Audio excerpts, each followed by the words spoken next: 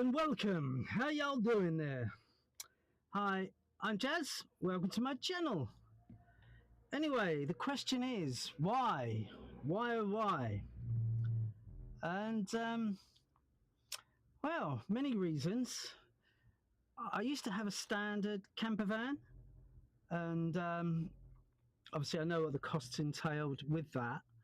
And so when I decided to build a new vehicle, I decided upon a micro camper. So, you know, I've seen them around and I thought, well, they're quite small, but I'll give it a go and see what I can do with it. And the why I decided to build an off-grid micro camper was to reduce my costs, in the sense that obviously you got the cost of the standard base vehicle to begin with, as well as building that vehicle out, the insurance, had a garage, parking permits, vehicle servicing, MOT, recovery service, road tax, and fuel bills. And you know, that kind of all added up to quite a bit. So I was thinking, yeah, smaller vehicle, I'm going to save on all of that. So that was my thinking behind it. So, as everyone knows, it's extortionately expensive to live in London anyway. And then on top of that, you've got charges for pretty much everything you do. As soon as I leave where I live, literally, you know, 30 seconds away, if I drive across that invisible border, I instantly get charged the ULEZ charge. So obviously you've got the ULEZ, that's seen as an emissions charge apparently, and then on top of that you've got the congestion charges, and then you've got a new charge which is starting tomorrow on the 7th of April. Thought they would have done it on the 1st of April, but obviously no sense of humour. But yeah, so that's going to be tunnel charging. So you're going to be charged going through the Blackwall Tunnel and the Silvertown Tunnel, and you're going to be charged going both directions. And there's an off-peak and a standard rate as well, which you need to check out depending on the vehicle that you've got. So just to give you an example of what you got to come. So if you was traveling to work through these zones for 1 week, you know, in my previous vehicle, that would have worked out around £202 per week. Whereas my new vehicle, which is the micro camper, a lot smaller, it's £177. Which is a saving of just over £1,300, which is not to be sniffed at. Another saving was on insurance. I was able to insure it as a car and managed to reduce it by half in the second year of ownership.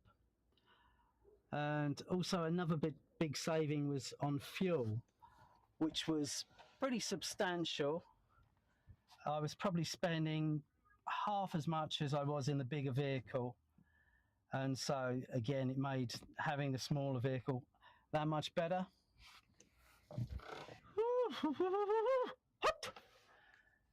Anyway, after converting the MPV to an off-grid micro camper, I also made savings on less building materials and less internal and external equipment needed for the smaller vehicle.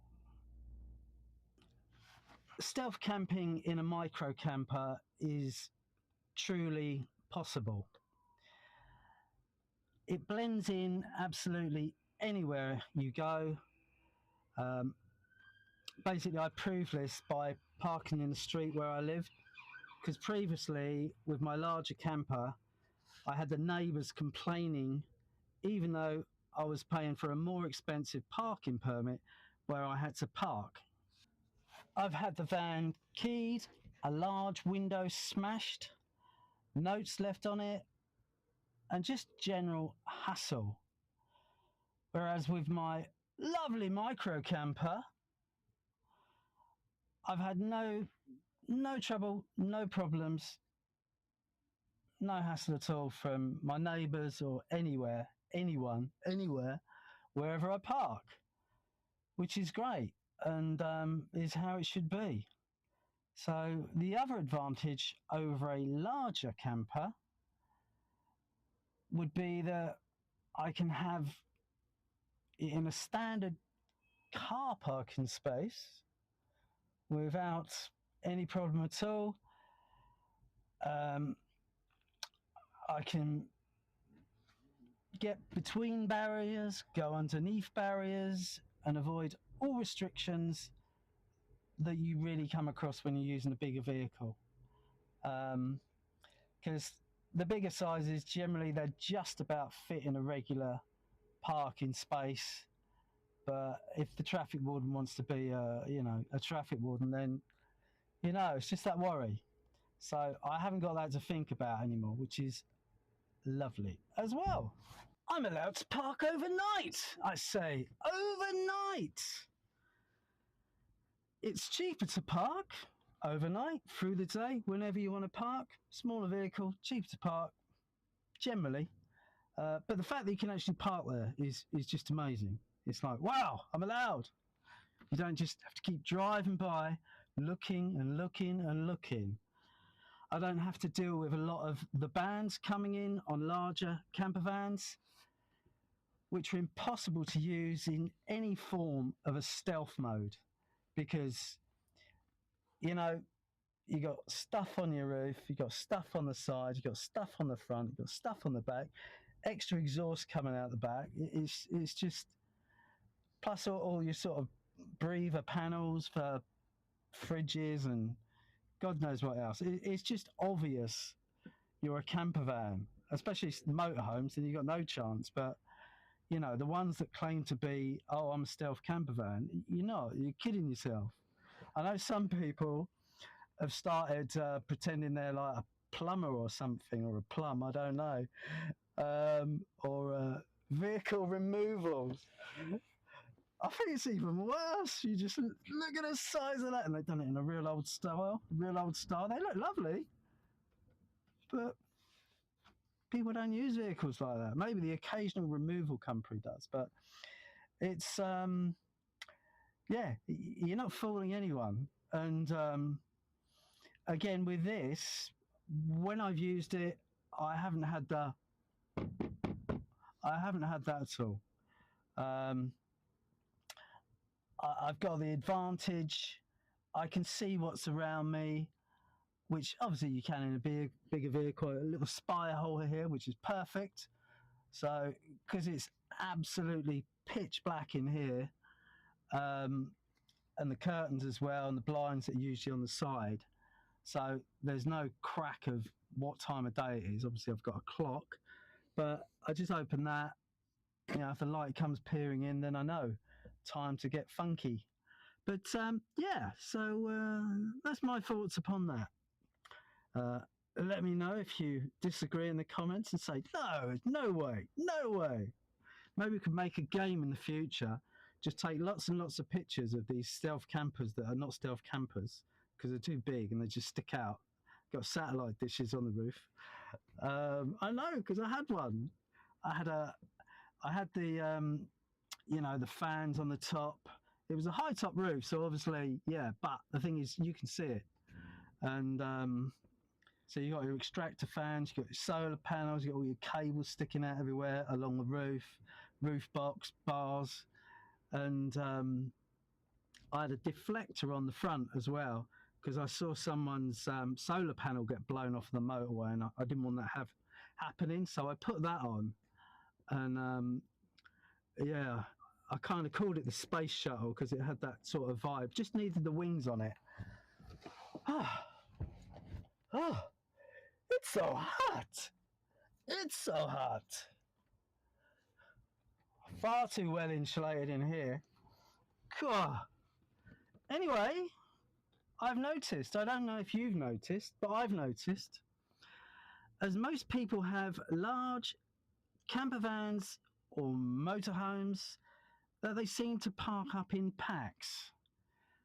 Yeah, you know, you go to a seafront or something, and I'm going along there having a look around, and you've got maybe 4 or 5 kind of motorhomes, whatever, with a big sort of lump at the front. I call them the Elvis, so it looks like a bit of a quiff, where the bed is on the motorhome. And they're all parked up, and they're all looking out to sea. And, you know, the locals, obviously, that's why they're getting the hump, because they're all parked together, which is, you know, where else they're going to park? They're too big to fit anywhere else. Little lay-bys on the side of the road are not just going to cut it half the time. I mean, I can in this, which is often where I go. I think I don't want to be around that, so I'll just scoot along the road and find some little sheltered area and just sling it in there, and then off you go. But yeah, as I say, you know, they do stand out, and yeah, I think it's causing a problem. And obviously, I noticed one of the other guys, I think his name, I can't remember his name, but he's got a channel called By the Curb. And then he's got another one called Behind the Curb, which is where he tries out all his plans. But he was saying similar. I think he'd been to Scarborough or somewhere like that, and wanted to take his children, been going there for years. Couldn't get there. 3 different campsites. No, the council say no. So he tried the next one, a bit more expensive. No. And then just, no way, just couldn't. You know, these were pubs where you could park up and, you know, have a meal, everyone's happy, and that's it. But all of those have been told they couldn't do it against their new restriction guidelines. And so again, he was reluctant to go onto campsites, the same as me. I mean, I like to get away. I live in a busy place. I like to get away and feel like I'm away, rather than going from one place that's busy to another place that's busy with loads and loads of people. Not that I hate everyone. No, not that I hate everyone, because I don't. Of course not. It's just, I don't know. I've just got I like to sort of, it's not quite wild camping, but you can do that. I mean, the last 2 places I've been, absolutely silent at night. All you could hear was the owls hooting and the foxes fucking. And yeah, you know, and just, you know, I could park this in such a small area. It's just brilliant. But again, with the other vehicle, I was always looking around, and yeah, I've gone off track here. Sorry, but yeah, these individual spaces are quite often not big enough for large camper vans or motorhomes. So it's just going to get worse when all the local councils, they see this.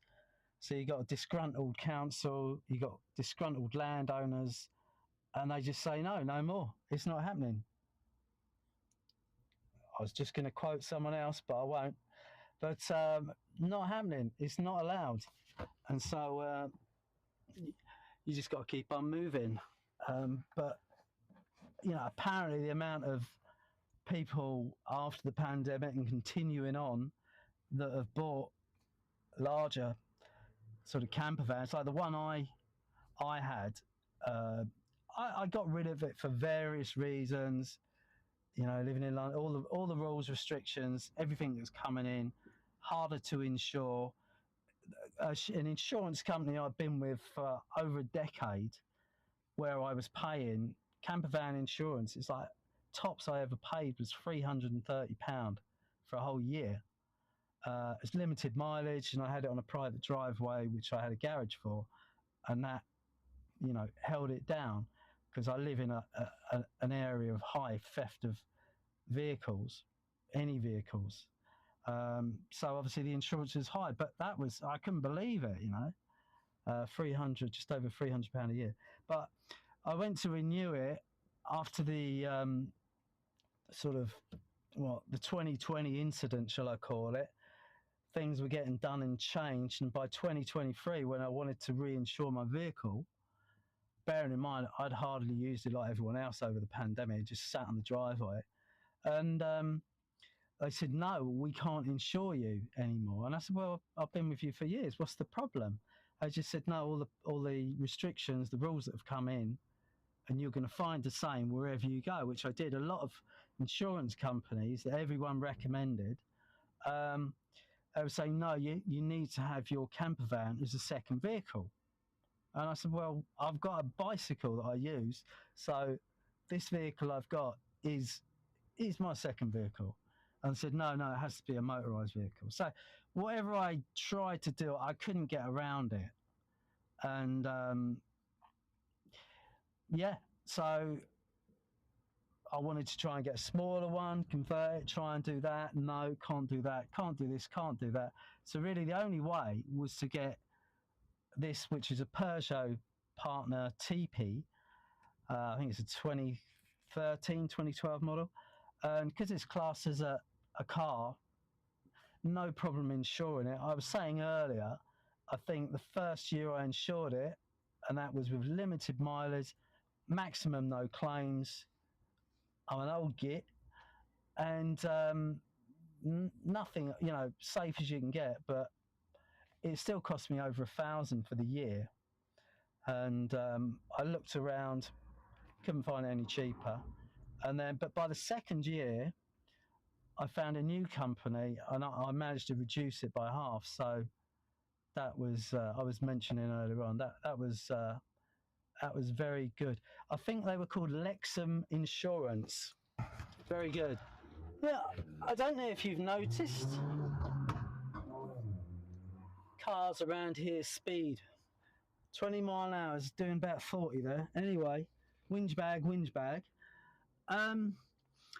So I was saying, you may have noticed that there seems to be a trend in YouTubers reviewing commercial campsites. That's presumably because of what I just said previously. And I kind of gave you my thoughts on that. I like the escapism of camping where I like, as opposed to being herded like sheep. Oh, I've lost him. He was there. Is he gone? Oh, there's something. No. Don't worry. The sheep they've left. They've been herded. That's what happens, Off they go. One goes, they all go. Yeah. But so as I said before, you want to get away. You don't want to get away and just. Ugh. I mean, I go to bike shows, I go to rallies. I'm going to be doing a lot of that shortly, and so each and every weekend that I can, I'll be getting away. And I'll show you what's going on at these events and everyone partying later on. Some of the nice bikes and hot rods and whatever it is, I shall show you. But again, even at those events, there's no. You just pretty much set up where you want, and you're in a big field surrounded by hedges. There's a marquee, all the usual sort of stuff. But there's a lot more freedom in that, and you've got entertainment rather than campsite entertainment. I don't even know what that is. I was on a campsite once in Mersey Island, and the girl I was with at the time had a backpack with animal on it, and we were sort of jumping around like nutters, doing some form of dance, and they were quite nice. It was quite a good evening, but I think we'd had a few sherbets, so I've kind of tried to cut that out now, trying to be a sober judge, or sober, I won't say judge, but nah. So on that note, stay alone, stay strong, stay stealth, and stay groovy! You know what I mean? Anyway, if you enjoyed my ramble, I'll possibly have an attempt at a few more and try and make some kind of sense of it all. So if you would be so lovely and subscribe to my channel, that'd be fantastic, because I'm in desperate need. And I'd like to continue, but I need a little more encouragement. I'm getting quite good views. We've just gone over the 3-month mark, and yeah, I haven't got the shakes quite as much because of a new camera. It's using a gimbal. People going about gimbals, gimbal squimble. You can still have all of that stuff, and you're relying on the connection, Bluetooth. That stuff don't want to work. You know, you're just back to what you got. So anyway, enough of that rambling. I will say good evening to you, good afternoon, and possibly good morning, good night.